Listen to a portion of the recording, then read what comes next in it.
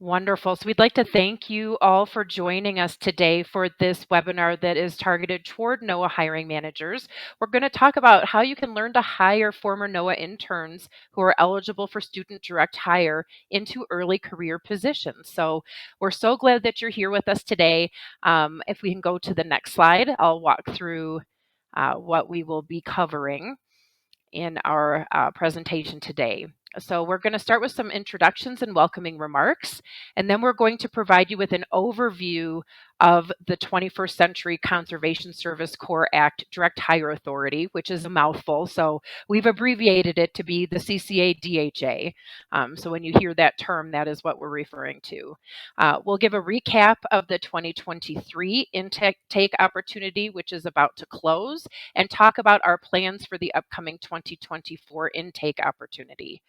We'll discuss various roles in the process. Of course, you have a role as hiring managers, the applicants also have a role, and your human resources business advisor plays an important role. So we'll cover a brief overview of those different roles and how you'll work together to make these hires a reality. And we will talk about how you can participate in that initial resume intake. We'll also go over some resources with you, and then as Katie mentioned, we'll get through as many questions as we can. I encourage you to type them into the questions pane as they occur to you in that Q&A field, and we will get to them as many as we can at the end. Those we aren't able to answer, we'll be sure to follow up and answer all questions and send out those answers when we get to completing them. So on to the next slide. I'm going to invite my colleagues on, and we're going to do some brief introductions so you know who we are and what we're doing. So I'll start with myself. I'm Tracy Levstik, as Katie said. I work for NOAA's Office of Education. I began with Office of Ed 11 months ago. I manage the early career portal, which is basically right now efforts to find ways to streamline bringing students in, our former interns and alumni in easier and getting them positions with NOAA. Prior to that, I worked 20 years for NOAA's Office of Human Capital Services, where I managed our leadership development programs. So it's a pleasure to be here with you today. And I would, Andrew, if you go to the next slide, I would invite Andrea, Brandi, and Christos onto the cameras, and we can start with yes. Okay, there we go. Great. So let's start with Andrea. Hi, everyone. I'm Andrea Sassard. I work with Christos and Tracy in NOAA's Office of Education, where I'm the Executive Secretary of the NOAA Education Council. And I also coordinate NOAA's Student Opportunity Community of Practice with Christos. And lastly, have been supporting the CCA since it was first implemented in NOAA in 2019-2020. So very excited to be here talking with you all about this. Great. Thank you, Andrea. And up next, Brandice. Hi, I'm Brandice Butler. I am the lead staffing specialist in OHCS under the Talent Acquisition Branch. I've been here at NOAA since 2019, and I have been assisting with the CCA program since it's been instituted. Wonderful. Thank you so much. And now I'll turn it over to Christos Mikolopoulos, the Deputy Director of the Office of Education, to provide some welcoming remarks. Christos, the floor is yours. Thank you so much, Tracy. Good afternoon, everyone. Thank you for joining us. We are really excited for the opportunity to talk to you a little bit more about the CCA and how you may be able to use it. As Tracy mentioned, I'm Christos Mikolopoulos, Deputy Director for NOAA Education. I started my career in NOAA through a NOAA student opportunity. I was a Knaus Fellow back in 1997, and that led me to join the agency in 2000. First with the Office of National Marine Sanctuary, and since 2004 with the Office of Education. So to get us started, I'd just like us to orient us a little bit, and I hope you all know that our agency is investing significant amount of funding, tens of millions of dollars, in supporting students through scholarships, fellowships, internships, as they pursue undergraduate and graduate degrees in NOAA-related fields.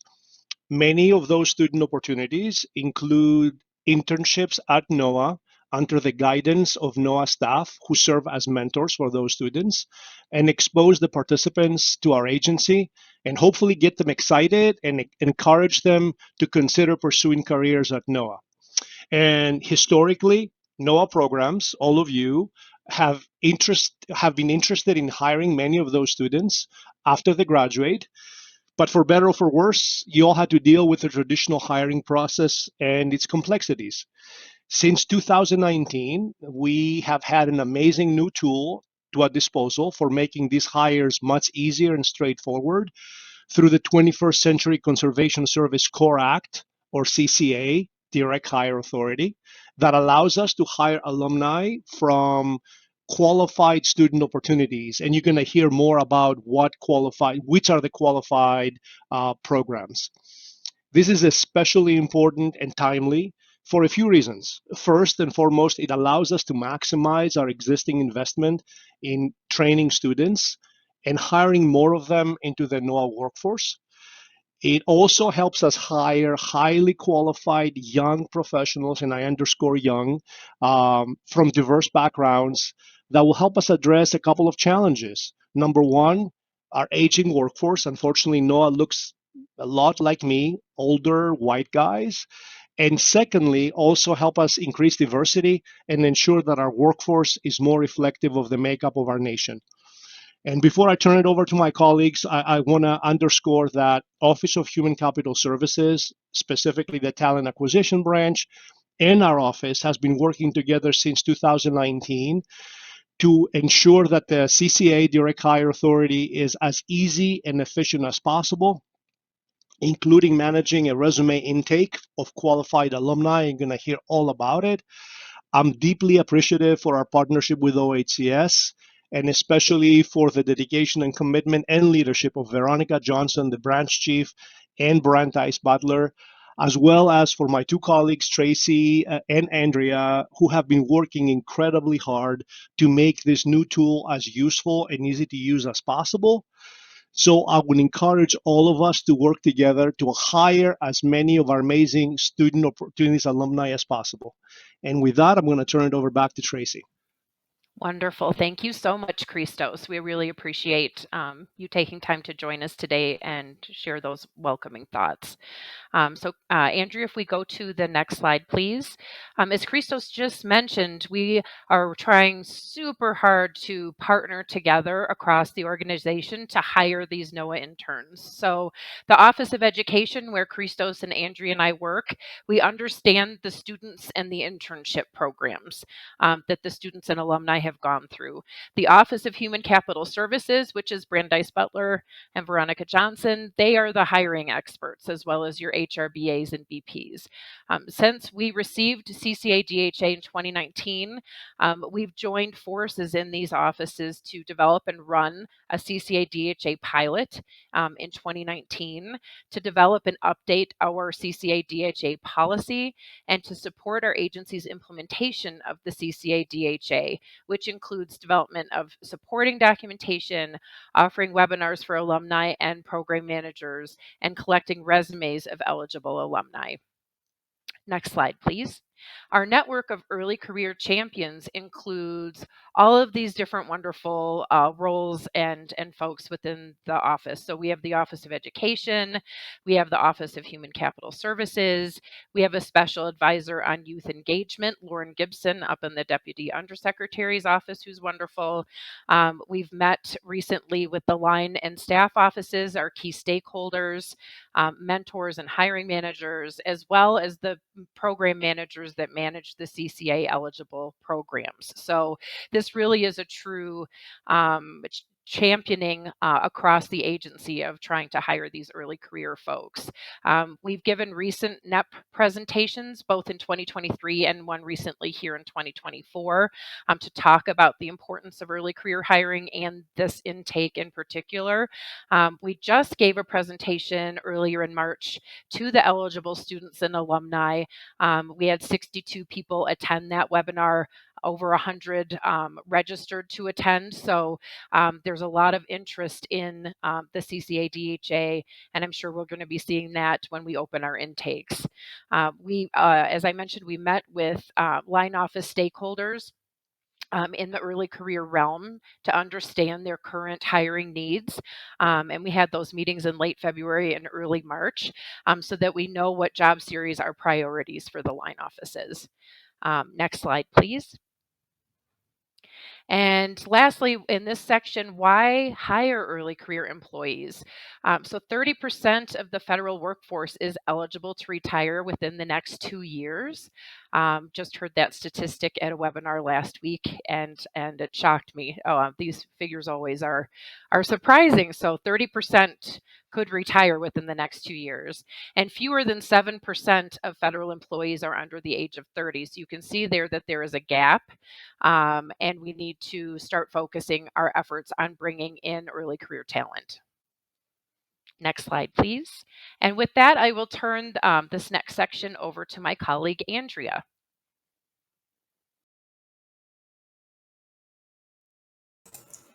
All right. So I'm going to just review some of the information about the 21st Century Conservation Service Corps Act, Direct Hire Authority. Like Tracy mentioned, we call it the CCA DHA because the full name is a bit of a mouthful. So just a quick overview, the CCA DHA allows NOAA to hire students who have completed rigorous summer internships into federal positions and non-competitively. So at NOAA, we have determined that 13 programs meet the criteria laid out in the law itself for rigorous interns, and those are available on this slide. And all of these programs offer mentorship and are extremely competitive and have at least 10-week summer internships that their participants do. So once their students from these programs have graduated, again, we can now non-competitively appoint them to jobs within NOAA. And as of this year, we've updated the DHA policy for the CCA with the help of OHCS and clarified that you can actually appoint these students or recent graduates into any job series or pay band within NOAA. And because these are non-competitive appointments through a direct hire process, the process itself can often be much more rapid to complete than traditional hiring through USA Jobs. With this direct hire, as a hiring manager, if you have a candidate in mind or you're looking for a candidate, you have the ability to talk to people with this authority directly, interview them, and then work with your BA to onboard them. Additionally, veterans preference does not apply, but we do want to highlight that you will have to work with your business advisor to make sure that you've cleared CTAP and ICTAP for this position, or have cleared it with a similar position in a recent time frame. But your BA will be able to help with that piece.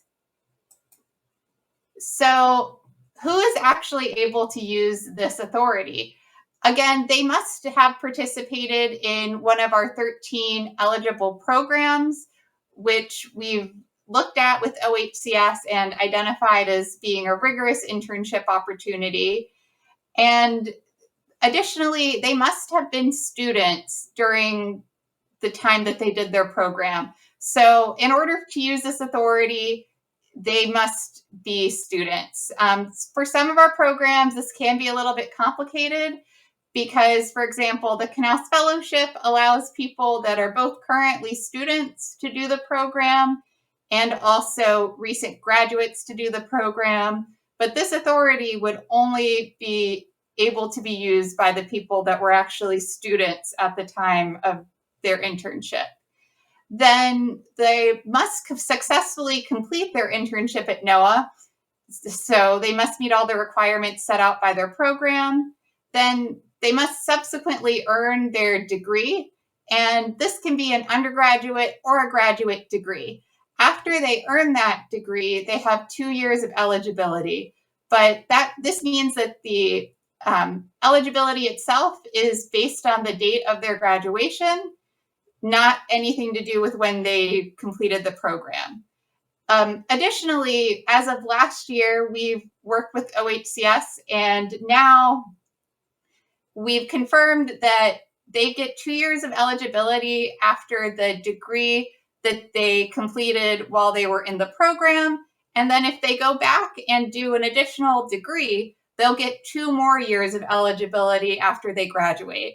So this means if you have a Holling scholar that was an undergraduate when you mentored them, they can go off and get their PhD and still come back to NOAA through this non-competitive direct hire authority. Then lastly, or the last 2 criteria are, for any federal position, of course, they must be US citizens. And then we just wanted to clarify, because this can be a little bit tricky at times, or it has been in the past, but the candidate or the applicant must enter on duty. Their EOD must be before their 2-year window of eligibility closes. So it's not enough for them to have a tentative job offer. They need to actually have their start date before that 2-year window closes. So I just wanted to take a second to show off some of the amazing interns from our various programs. I'm not going to read the quotes, but I think that you can see these are just amazing students. These programs, again, are highly, highly competitive to get into. These are the best and the brightest in NOAA-related fields. They come to NOAA, they work with NOAA scientists, they do at least a 10-week internship. Many of their programs are longer. And during these internships, they work independently. They show evidence of their critical thinking skills. And we're really, really excited with the opportunity to bring them back into the agency as federal employees. And so here's some more from the Canals program and the InFish program. So again, just really, really great students, and they are all very enthusiastic about the potential to come to NOAA as permanently.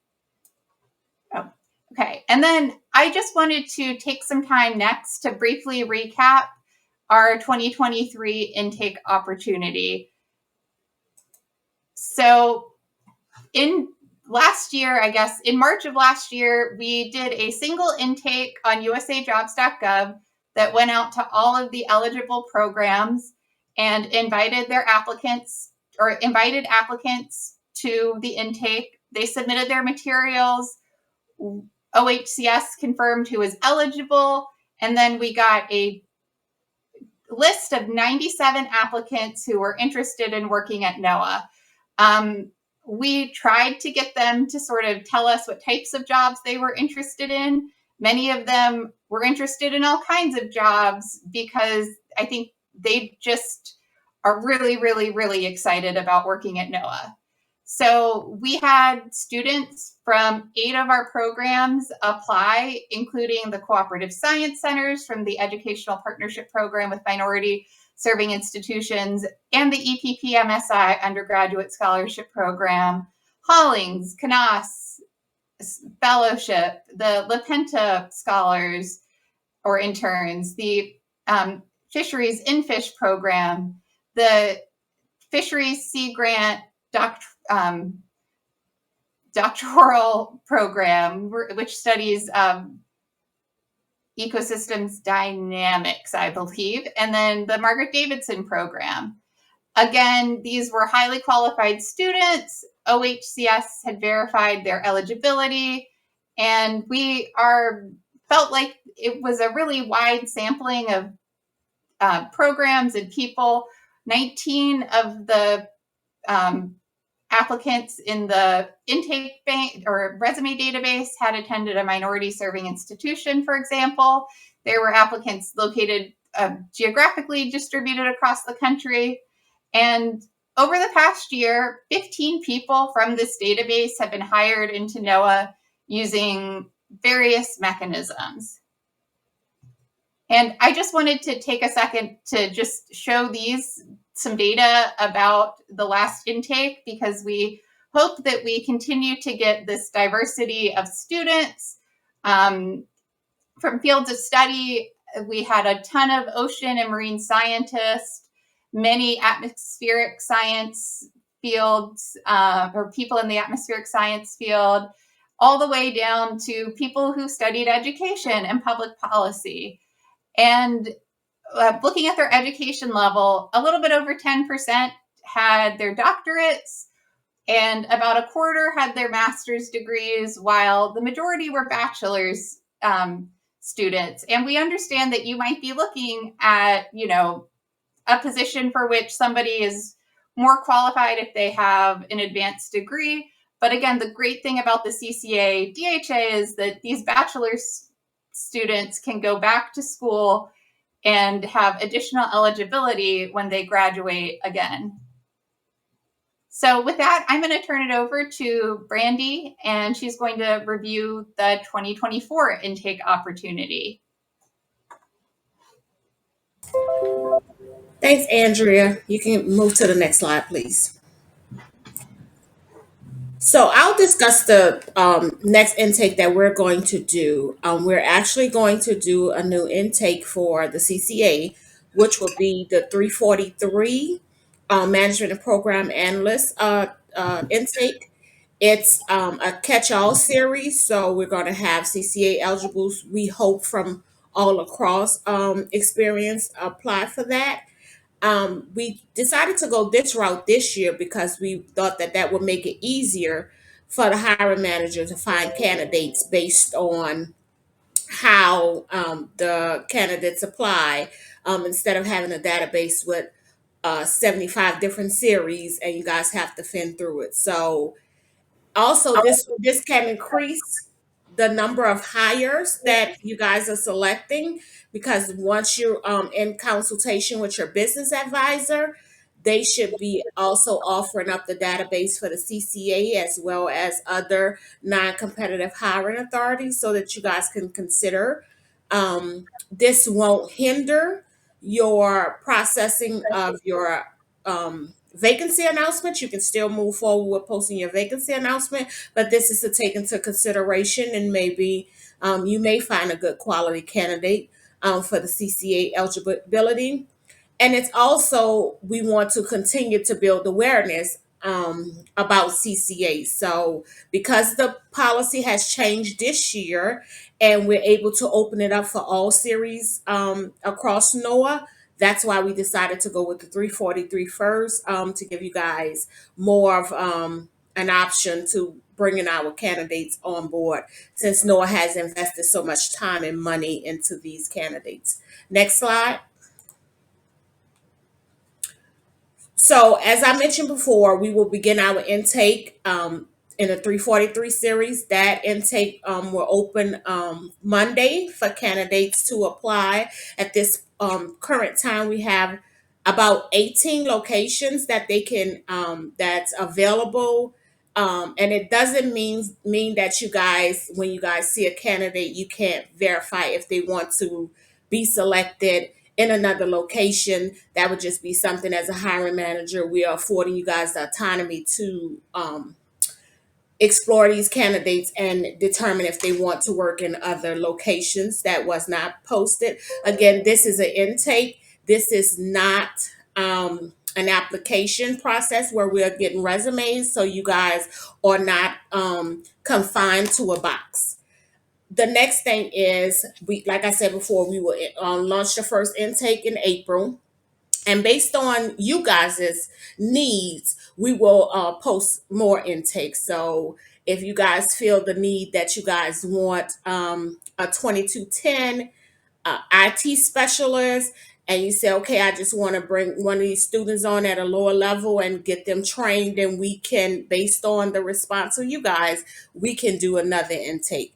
This intake for the 343 will be open Monday, April 1st, April Fool's Day, and we will have it open for 30 days. And once after that, we'll be able to share the new candidates that are in the database for the 343. We are hoping that the intake of the new resumes will be available to managers beginning in the month of May, between May and June of this year, so you guys can have those resumes readily available to you guys. And again, that would just be a quick conversation to the HR business advisor, asking them about can they share their resumes or the database for the intake. Future intakes that we are focusing on, NOAA brings on a lot of meteorologists. We're going to focus on meteorologists, putting some CCA out there for the meteorologists, as well as the physical scientists. We're asking that the line and staff office, U.S. hiring managers, assist us in getting as many candidates as we can for these jobs, is that you identify your priority series. We don't want to advertise any positions that is not a priority series or that you guys are not interested in hiring these alumni at a lower grade. Next slide.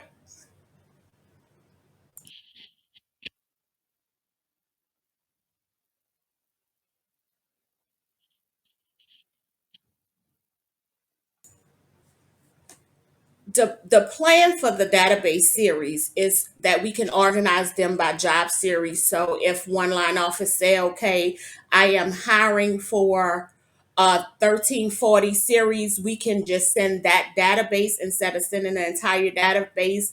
And it takes some time for the hiring managers to get through those job series to hone down on the people that they wish to interview. You will be provided with the database, which will have a link to their resume and a transcript and a certificate. We are also going to verify before we send them to you guys that they do qualify for the CCA and they at least meet the minimum qualifications for that series that we are advertising. And we also, even though we're having 18 locations, we're going to try to narrow it down to where the candidate cannot just select all 18. They can select a top 5. That way, they're not selecting 18 and you guys go to interview them or go through the process of looking at their resume, and then you interview them and they decide, oh, well, I don't want to work in Alaska. I just picked all those locations. So we're going to try to screen down to the location so you guys can, that will help you guys better know that, oh, if someone is in Washington, D.C. and my position is in Chicago, Illinois, although they qualify for it, don't want to be considered for my location. So I don't have to put the man hours in there to review their resume.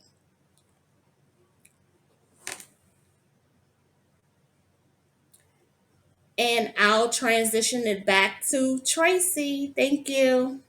Okay, wonderful, Brandi. Thank you so much. So now we're going to talk about the various roles in the process, including yours as a hiring manager, the applicant, and your human resources business advisor. So Andrea, if you could go to the next slide for me, please. Thank you so much. So we're going to touch base on this briefly, just so the whole process becomes clear. Hopefully, the applicant's role. For each intake, they're going to look at the job series information and decide if that is a good fit for them to apply to that job series or not, given their education and experience. If they decide it is a good fit, they're going to apply through that specific USA Jobs posting and submit a federal style resume, transcripts that verify their various degrees, and a copy of their certificate of CCA eligibility, which is available from their program. And then they'll get an email back from USA Jobs that's automated saying your materials have been received. So that is from the applicant side how the intake will start. The next slide. Okay, and then your role as a hiring manager. What we're asking you to do is review potential applicants that you'll see in the resume database. The database will be organized by series. The first one that you'll see will be the Management and Program Analysts, the 0343 series. Once you look through that, you can contact alumni directly to set up interviews and then coordinate with your human resources business advisor, your HRBA, to finalize your selection and onboard the applicant. As Andrea mentioned, I believe it was Andrea earlier, that will include clearing CTAP and ICTAP for that position. And what that means is to make sure there's not a displaced federal employee that would qualify for that position within that duty station first. So you clear CTAP and ICTAP for that position, and then you move on to the rest of the onboarding process. It's very important, and we ask that you please do this so our record keeping can stay up to date. We don't have a clear catch system to see when these applicants have been onboarded. So if you can please notify us when you've selected an applicant by sending an email to us at cca.dha@noaa.gov, we can then update the resume database to actually like put a strike through that individual, letting other hiring managers know, hey, you don't need to contact Brandi, right? She's already been offered and accepted a position. And then you go on to onboarding your new hire. We want you to remember that new civil service employees serve a 1-year probationary period that gives you a chance to see and make sure that they are a good fit for that position. Okay, next slide. And lastly in the process is your human resources business advisor's role. So OHCS is going to review all the applicants to ensure they are eligible for hire under the CCA DHA before we let you see them in the resume database. So they will already have been vetted for their eligibility.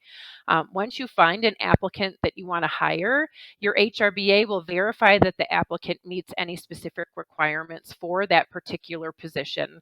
They're going to contact you to have you initiate a power recruit action that begins the recruitment process. And they'll walk you through the remainder of the recruitment process, which includes the clearing of the ICTAP and CTAP, conducting a salary determination made by duty location, position, and grade, issuing the tentative job offer, all conducted through NOAA's Shared Services Organization. And if everything checks out, they will provide the applicant with their entry on duty date. Okay, and we'll move on to our next session, which is our hiring manager call to action. And I will turn the mic back over to Andrea. All right. Hey, so we just wanted to share some actions that you can take in support of our CCA efforts and also in actually looking to hire people as we release the database. So if you have a vacant position that you'd like to fill, how do I find a CCA eligible alumni? So we'll be reaching out once the first intake for the 343 series closes. So we'll be sharing that as with hiring managers and business advisors after the end of April, and once we've had a chance to confirm eligibility and organize the database. So you have the option in the next couple of months to be able to use these different intake databases to find applicants. But we also want to stress that this is not the only way for you to do CCA hires. You can also, if you happen to know of people through a program or if you've mentored people in the past, you can contact candidates directly if you're interested in hiring them. So just to restate, you can hire any qualified candidate who has this authority, even if they are not in our database. You will then, select the candidate you'd like to hire and work with your BA to complete the process. So there are many options for using this authority. We see that these resume intakes are a great way to encourage you to look at people you might not have come across, or maybe your office doesn't have a lot of interns that from these programs. So we're trying to match them up with people across the agency. And we also just wanted to highlight some additional ways we can all continue to support early career hiring efforts and work with students. And so if you have mentored a student from a CCA eligible program, we really encourage you, as you think appropriate, to help them network with other hiring managers at NOAA. So if you have a colleague that, is interested in hiring someone, you think a good fit, again, that your colleague can contact that student or alumni directly and initiate a CCA hire. We also ask that you share this information about the resume database with everyone you know. And lastly, if you have the opportunity, we can ask you to consider being a mentor for one of these student opportunities. We're always looking for mentors for these various programs, and it's a really, really fulfilling way to not only help someone else's professional development, but it can also be just a wonderful experience for the people working with the intern or fellow. So I'm going to turn it back over to Tracy to talk about some resources and to handle our Q&A portion. Wonderful. Thank you, Andrea. If you could go to the next slide, please. So we put together 3 bullets here of additional resources for you all. The first is a really helpful FAQ and background for NOAA hiring managers. I've put the link to these slides directly in the pane here. You should be able to see it in the audience pane. So you can go into that presentation and access these links and bookmark them. So I'd recommend you do that for the FAQs. You can also learn more by reading the HR Bulletin 1006, and that should be FY24. We like to work in advance, but we're not that snappy. And then also you can contact your office's servicing HRBA with any additional questions. We've been meeting with the HRBA teams this week and last week and making sure we're all on the same page regarding this opportunity so that they know you might be reaching out. And if you have questions, please put them in your questions in the questions pane so that we can address them before we leave our webinar today. But for now, I'll invite Brandi and Andrea back on camera with me, and we can answer any questions that you may have. So feel free again to type those into the question and answers pane, and we're happy to answer those. Or if you'd rather, you can reach out to us at cca.dha@noaa.gov. All of us on the webinar today have access to that email box and check it regularly. We get back to folks within 24 to 48 hours. So we're happy to help. We want to make this a really smooth, streamlined hiring process for you and for the eligible applicants this year and beyond. So if we can support you in any way, let us know. We're happy to do that. And I don't see any questions that have come in yet, but we'll give it another minute or two. Oh, good. You all just popped up on my screen. That's nice to have company. And did Andrea or Brandi, did you have any closing thoughts to share with the hiring managers? I will share one closing thought. Just to make it easier for the hiring managers, if you guys are planning on selecting a CCA candidate, if you guys have selected them for announcement that you have posted within the last 180 days, we will not have to clear ICTAP. So that announcement will help clear ICTAP if you have posted it and it's the same pay plan, series, grade, and location. So sometimes I've noticed that meeting with BAs, as Tracy mentioned, that sometimes you guys CCA selections are delayed because of the ICTAP CTAP requirement, and sometimes we can alleviate that. So please be sure to have that discussion with your business advisor when you are considering a CCA, and it takes just about 15 minutes to determine whether or not you guys have posted an announcement that fits the criteria, and you won't have to go through that ICTAP and CTAP. So that's the only extra thing I wanted to add. Thanks, Tracy, for asking. You're welcome, Brandi. Thank you. And I Andrea. see something in the chat about the Canals Fellows. And again, so the Canals Fellows, it depends. They need to have been a student during the summer portion of their internship, essentially. But all Canals Fellows also have access to an additional direct hire authority through the Canals program, which is very similar to the CCA. However, I think one of the major differences is that the Canals Authority starts on the same day for all of the fellows. So I believe it's in February or January, maybe December. They've picked a day at the end of their fellowship, and they have 2 years from the day. So the timing is a little bit more consistent for the Canals Fellows. So that's an option for all of them. And I saw a question pop up and then it disappeared. Did you guys see that one? It was. Oh, sorry, that was me. Let me put that one up and hide the other one. It's so funny because I was like, I saw it and then it popped up. So if you are a hiring manager and you'd like to express interest in a particular series, I can let you know who we've been in contact with for each line office. So for OAR, we've been working with Tim Ash, Todd Christensen, and Cherie Lee, and Keely Otto. For NESDIS, we're working with Thad Bowman. And then Weather Service, Bob Dufresne. And we've got another Lisa Love from Weather Service. NOS is Andrew Kaiser. Fisheries is Robbie Terry, ROBBIE .terry at NOAA.gov. And OMAO, we're working with Tom Martin and Christine Lang.